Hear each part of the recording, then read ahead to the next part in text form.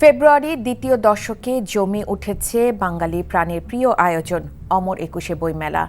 লেখক, প্রকাশক আর পাঠকের আড্ডায় মুখরিত বাংলা একাডেমি প্রাঙ্গণ। এদিকে সন্ধ্যায় মেলা পরিদর্শন করে তরুণ প্রজন্মকে বই পড়ার আহ্বান জানান জামায়াতে ইসলামের আমির ডাক্তার শফিকুর রহমান। নূর হোসেনের রিপোর্ট।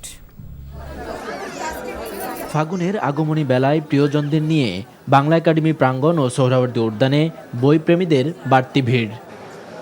পছন্দের বইয়ের মলার ছোঁয়ার আনন্দে বিভোর অনেকে। আমার কাছে যত টাকা আছে একটা দুইটা বই কিনতে পারবো ইনশাআল্লাহ। বই মেলায় এসে অনেক ভালো লাগতেছে, এখানে এসে অনেক কিছু শিখতে পারতেছি। তো ঢাকায় এসেছি ওই জন্যই মেলাতে আসা। মোস্তাক তিশা ভাইরাল ছিল, ওইগুলো নিয়ে বেশি ক্রাউড ছিল, বাট এবার একটু কম, এবার একটু ভালো লাগছে। মেলা প্রাঙ্গণ ঘুরে দেখার পাশাপাশি প্রিয় লেখকদের বই সংগ্রহ করছেন দূর দূরান্ত থেকে আসা বইপ্রেমীরা। অনেকগুলো স্টল, অনেকগুলো পাবলিকেশন থেকে আগে বই প্রকাশ করতে দেওয়া হতো না, আমরা আদর্শের ব্যাপারে শুনছি। সেই জায়গা থেকে এই বছর একটা ইনক্লুসিভ বইমেলা আমরা পাচ্ছি। একটু হরর টাইপসের বই পছন্দ করি আর হুমায়ুন আহমেদের বই পড়তে পছন্দ করি। বেচা বিক্রি পুরোপুরি না জমলেও মেলার সার্বিক বিষয়ে লেখক ও প্রকাশকদের কণ্ঠে ছিল সন্তুষ্টি।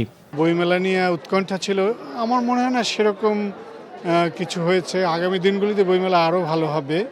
বিচ্ছিন্ন কিছু ঘটনা, সেটাকে খুব একটা গুরুত্ব দেওয়ার মতো কিছু নাই। ওই ফেসবুক, ইউটিউব থেকে যে তথ্য পাচ্ছে, পিডিএফ পাচ্ছে, সেখান থেকে তারা তার তথ্যটা নিয়ে নিচ্ছে। কিন্তু একটা বই পড়া যে একটা সংস্কৃতির অংশ, বই পড়ে যে আমি নিজেকে সমৃদ্ধ করতে পারবো, সেই জায়গাটাই মনে হয় আমাদের অনেক দুর্বলতা আছে। এদিকে প্রথমবারের মতো মেলা পরিদর্শন করেন জামায়াতে ইসলামের আমির ডাক্তার শফিকুর রহমান। দেশের প্রকৃত ইতিহাস জানতে সবাইকে বই পড়ার আহ্বান জানান তিনি।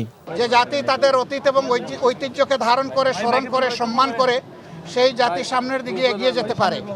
তো আমরা আশা করব যে এখানে যারা স্টল দিয়েছেন তারা পর্যাপ্ত বই পুস্তক রাখবেন এবং যারা পাঠক এবং এখান থেকে ক্রেতা যারা আসবেন তারা যেন তাদের চাহিদা মতো এখানে বইগুলা সংগ্রহ করতে পারেন। বৃহস্পতিবার 85টি নতুন বই প্রকাশিত হয়েছে বলে জানিয়েছে বাংলা একাডেমি। নূর হোসেন, এনটিভি নিউজ, ঢাকা।